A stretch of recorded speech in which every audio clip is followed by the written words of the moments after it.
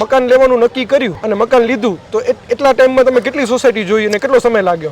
Around મેં જોઈ હશે 1 વર્ષ સર્વે કર્યો હશે અને 5 થી 6 સોસાયટી જોઈ છે. આ મને વધારે પ્રિફર કરવાની લાગી કેમ કે એની બાઉન્ડ્રી પેક સોસાયટી હતી, બહુ બધી એનિમિનિટીઝ હતી. બોક્સ ક્રિકેટ હતું, સ્વિમિંગ પુલ હતો, બેડમિન્ટન, વોલીબોલ, બધી એનિમિનિટીઝ. એક મંદિર છે.